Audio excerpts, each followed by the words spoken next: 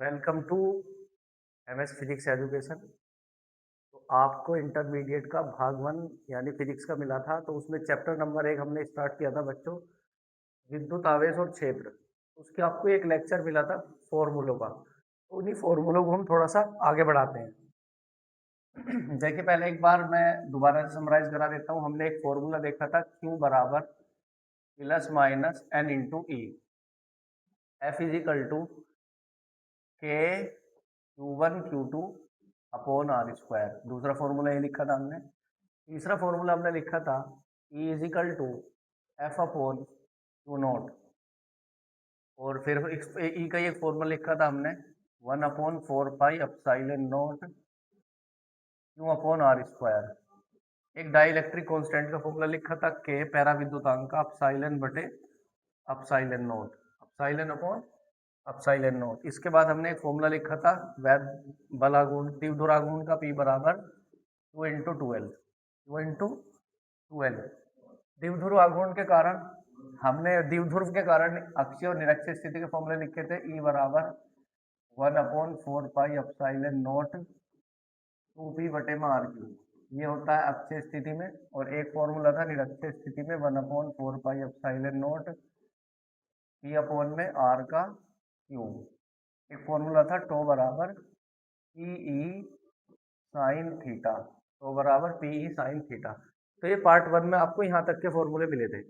आज हम देखेंगे पार्ट 2, इससे आगे हम पार्ट 2 देखेंगे। तो अब हम पार्ट 2 के फॉर्मूले लिखेंगे। देखिएगा पार्ट 2 के फॉर्मूले हैं। सबसे पहले हम लिखेंगे क्षेत्रफल सदिश। क्षेत्रफल सदिश बच्चों, क्षेत्रफल सदिश वेक्टर ए बराबर होता है ए एन कैप। क्षेत्रफल सदिश का फॉर्मूला वेक्टर ए बराबर ए एन कैप। इसके बाद होता है वैद्युत फ्लक्स। वैद्युत फ्लक्स, तो वैद्युत फ्लक्स का फॉर्मूला होता है फाई ई बराबर ई ए कोस थीटा। इसके बाद होता है गोस परमे। गोस परमे, तो गोस परमे का फॉर्मूला होता है फाई ई बराबर क्यू अपॉन में एप्सिलॉन नॉट, क्यू अपॉन में एप्सिलॉन नॉट। इसके बाद है घन कोण का सूत्र।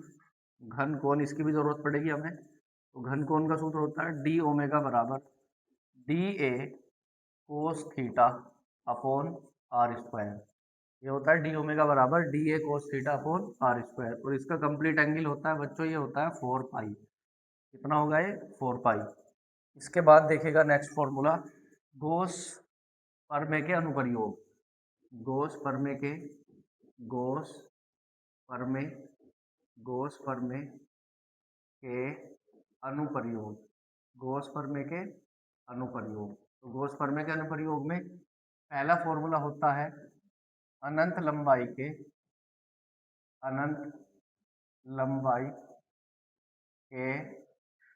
सीधे अनंत लंबाई के सीधे आवेशित अनंत लंबाई के सीधे आवेशित चालक अनंत लंबाई के सीधे आवेशित चालक तार के निकट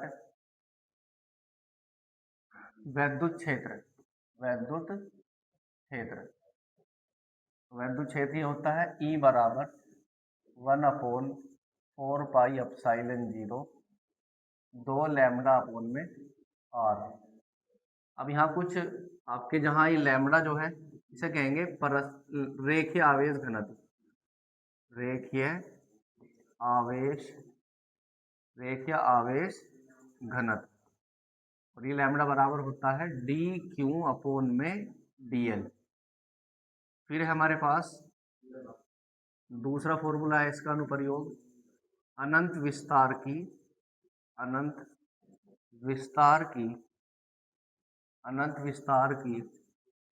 चादर के निकट आवेशित चादर। अनंत विस्तार की आवेशित चादर के निकट अनंत विस्तार की आवेशित चादर के निकट वैद्युत क्षेत्र। ये होता है E बराबर सिग्मा बटे 2 एप्सिलॉन नॉट, ई बराबर सिग्मा बटे 2 एप्सिलॉन नॉट। यहाँ जो सिग्मा है इसे कहेंगे हम पृष्ठीय आवेश, पृष्ठीय आवेश घनत्व, इसे बोल लेंगे हम पृष्ठीय आवेश घनत्व। तो पृष्ठीय आवेश घनत्व ये होता है सिग्मा बराबर क्यू अपोन में ए, या इसे कहेंगे हम डी क्यू अपोन में डी ए। चलते हैं नेक्स्ट फॉर्मूले पे। अगला फॉर्मूला है हमारे पास बिंदु आवेश के कारण, बिंदु आवेश, बिंदु आवेश, बिंदु आवेश के कारण वैद्युत क्षेत्र की तीव्रता, वैद्युत क्षेत्र की तीव्रता, बिंदु आवेश के कारण वैद्युत क्षेत्र की तीव्रता। तो ये फॉर्मूला होता है E बराबर 1/4 पाई एप्सिलॉन 0 क्यू अपोन में आर स्क्वायर। तो ये फॉर्मूला भी हमें गॉस नियम से प्रूव करना है। और होता है गोलीय कोष के कारण, गोलीय कोष, गोलीय कोष के कारण, गोलीय कोष के कारण वैद्युत क्षेत्र की तीव्रता, वैद्युत क्षेत्र की तीव्रता, गोलीय कोष के कारण वैद्युत क्षेत्र की तीव्रता। तो इसके 3 फार्मूले होते हैं।